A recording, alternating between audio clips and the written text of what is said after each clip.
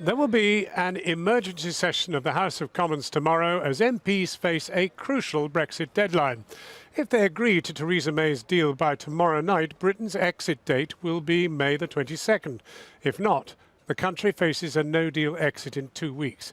Well, this afternoon, the government said that in an attempt to get the longer deadline, the Commons would only be asked to approve part of the withdrawal deal, with the more politically contentious plans for the future relationship left to one side. Furious opposition MPs said that they're being asked to agree to a blind Brexit.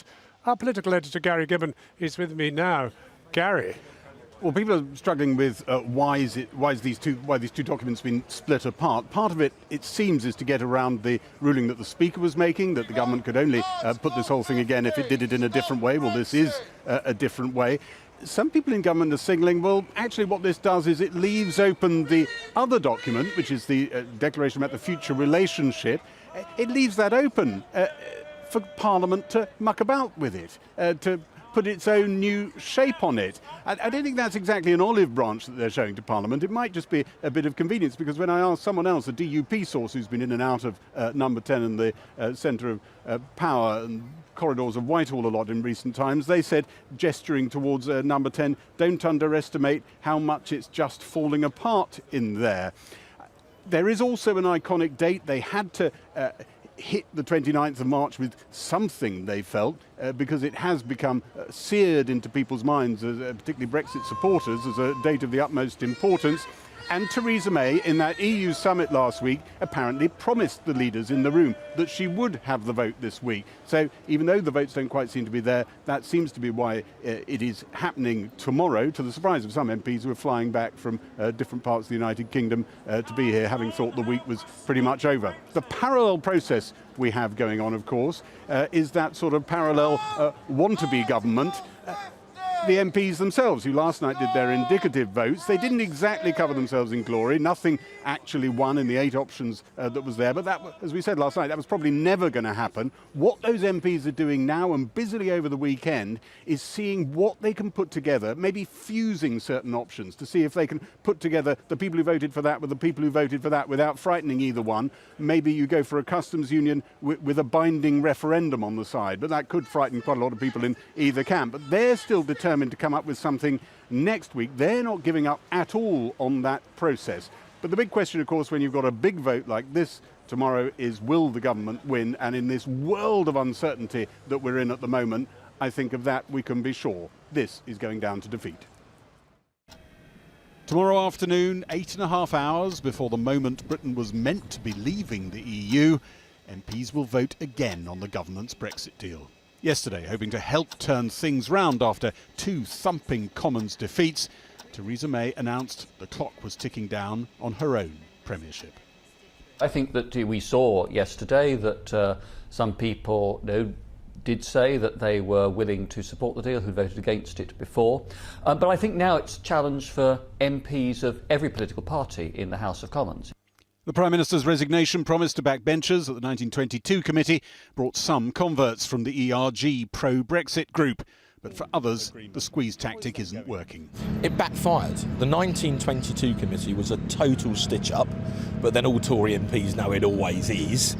And when the ERG met after that, Steve Baker was so angry he gave this very emotional speech, almost with tears in his eyes, about what how angry he was by what had just happened. Good reception for that? He was given a standing ovation. How many people, how many are left in what's being called the Spartans? More than enough. 24? More than enough.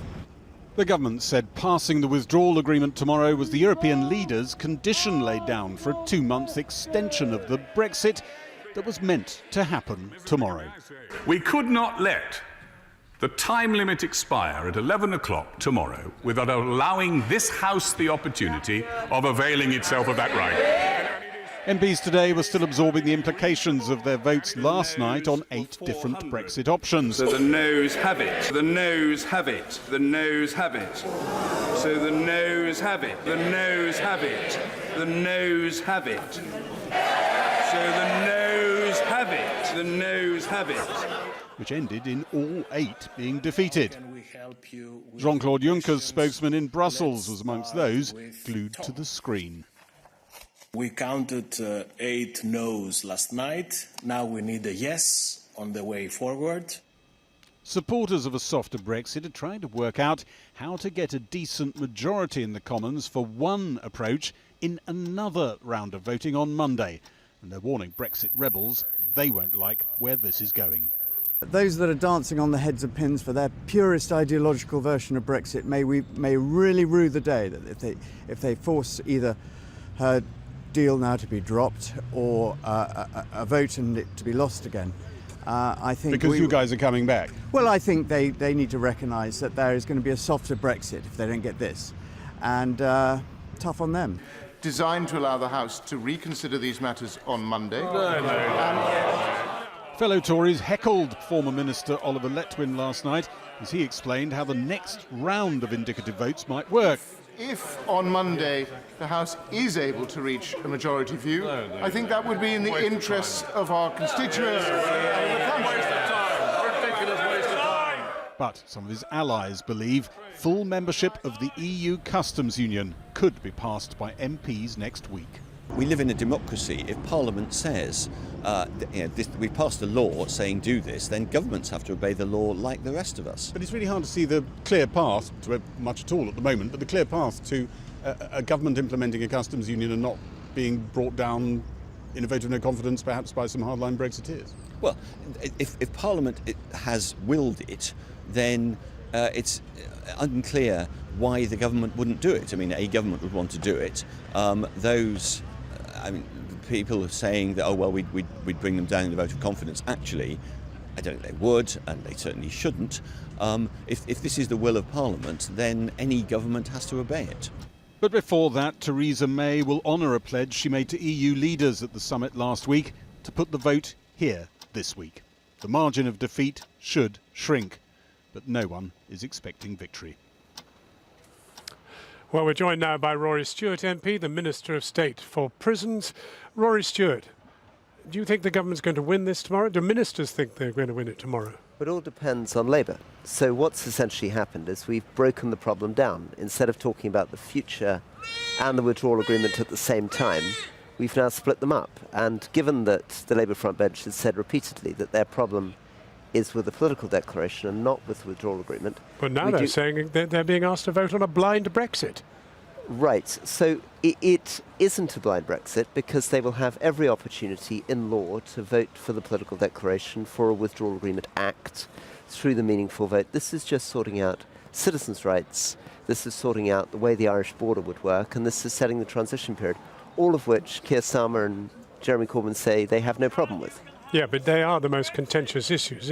The whole House is still confused about all of them. Yes, but not the Labour front bench. Tomorrow, just to leave with nothing else on the statute book, it does look like a blind Brexit. So in that sense it is, John, but the Labour front bench has said again and again, and it depends how you do this kind of negotiation. If you're trying to negotiate a divorce or a civil war, you find something that you agree on, and you get that done, and then you move on to the things that you disagree on. And what do you say to the EU, who were expecting a package of both? They would then know what your intentions were, but they don't now. So all you have to say to the EU is that they can see as clearly as any of us does what's going on here. I don't think the EU's naive. Many of them run coalition governments. They know more about British politics than almost anyone. All we're explaining is that we're trying to take it one bite at a time. Let's be clear, does the government absolutely rule out a no-deal Brexit? Because that could flow from this. Well, so for me, I'm very opposed to a no-deal Brexit. But you'd resign over it? I have said again and again that I'm resigning over prisons, not about no-deal Brexit. But I'm very against a no-deal Brexit, as are a lot of my colleagues. I think it would be dangerous, unnecessary, damaging. This withdrawal agreement at least gets the transition period in place. It would give some sort of reassurance to businesses and let us see what happens over the next few months. Now, of course, if you don't want to leave the European Union at all, you're not going to want the withdrawal agreement. But if you want to leave with a deal, this is your best chance of getting that. Tomorrow was supposed to be Brexit Day. Instead, you're in a complete shambles. This is no condition, a constitutional crisis, a complete breakdown of trust between MPs and the country. Sure.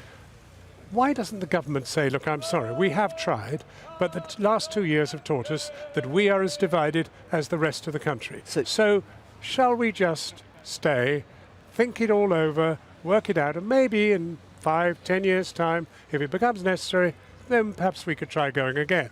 So, unfortunately, John, the country is as divided about your proposal as they are about anything else. So it wouldn't solve anything. We know the country is split nearly 50-50 down the middle on this issue.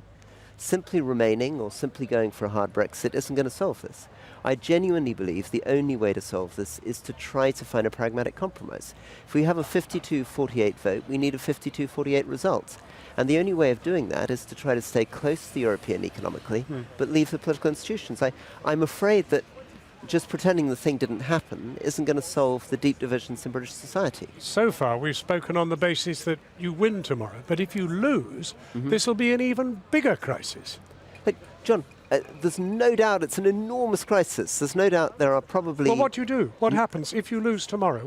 What is the threat you're offering the opposition? I would continue to argue again and again for a very moderate, practical, compromise Brexit. It's the only way of getting through this, because otherwise you face a binary choice. Forgive me, the yeah. government wouldn't have done this if they haven't worked out what will happen if they lose.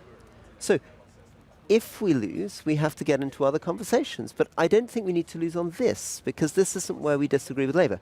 This is where we disagree. I mean, for people, and there'll be many people watching this, who are real Remainers and who wish this whole thing never happened, in which case they're not interested in any kind of Brexit deal. They're not going to want this thing to go through tomorrow. But the Labour front bench and the Conservative front bench have the position that we accept the referendum and we want a deal. We want a deal, we all agree on the agreement, get that done, and then we can talk about the details later.